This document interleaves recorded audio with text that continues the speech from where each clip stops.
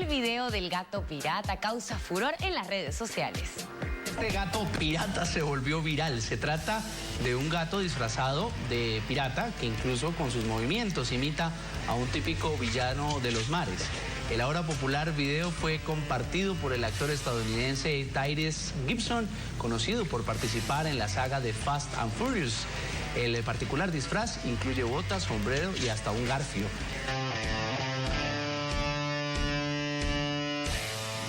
Pausa en Telepaís. Aguárdenos cuando retornemos.